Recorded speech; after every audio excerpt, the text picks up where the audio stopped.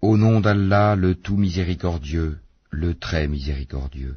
Dis, il m'a été révélé qu'un groupe de djinns prêtèrent l'oreille, puis dirent, nous avons certes entendu une lecture, le Coran, merveilleuse, qui guide vers la droiture. Nous y avons cru, et nous n'associerons jamais personne à notre Seigneur. En vérité, notre Seigneur, que sa grandeur soit exaltée, ne s'est donné ni compagne ni enfant.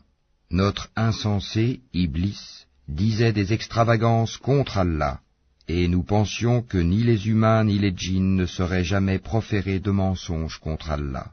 Or il y avait parmi les humains des mâles qui cherchaient protection auprès des mâles parmi les djinns, mais cela ne fit qu'accroître leur détresse. Et ils avaient pensé, comme vous avez pensé, qu'Allah ne ressusciterait jamais personne.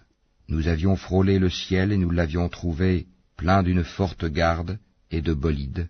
Nous y prenions place pour écouter, mais quiconque prête l'oreille maintenant trouve contre lui un bolide aux aguets. Nous ne savons pas si on veut du mal aux habitants de la terre, ou si leur Seigneur veut les mettre sur le droit chemin. Il y a parmi nous des vertueux, et d'autres qui le sont moins. Nous étions divisés en différentes sectes. Nous pensions bien que nous ne saurions jamais réduire Allah à l'impuissance sur la terre, et que nous ne saurions jamais le réduire à l'impuissance en nous enfuyant. Et lorsque nous avons entendu le guide, le Coran, nous y avons cru, et quiconque croit en son Seigneur ne craint alors ni diminution de récompense, ni oppression. Il y a parmi nous les musulmans, et il y en a les injustes qui ont dévié. Et ceux qui se sont convertis à l'islam sont ceux qui ont cherché la droiture. Et quant aux injustes, ils formeront le combustible de l'enfer. Et s'ils se maintenaient dans la bonne direction, nous les aurions abreuvés certes d'une eau abondante, afin de les y éprouver. Et quiconque se détourne du rappel de son Seigneur, il l'achemine vers un châtiment sans cesse croissant. Les mosquées sont consacrées à Allah, n'invoquez donc personne avec Allah. Et quand le serviteur d'Allah s'est mis debout pour l'invoquer, ils faillirent se ruer en masse sur lui. Dis, je n'invoque que mon Seigneur et ne lui associe personne. Dis, je ne possède aucun moyen pour vous faire du mal, ni pour vous mettre sur le chemin droit.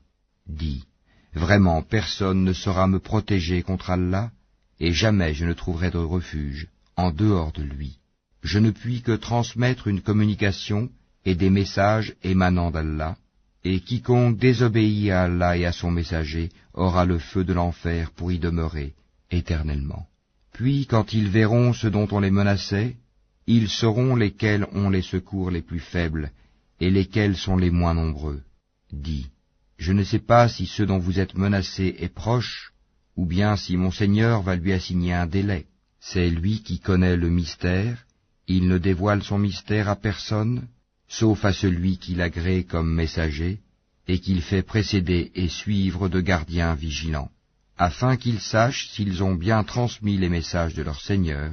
Il cerne de son savoir ce qui est avec eux, et dénombre exactement toutes choses.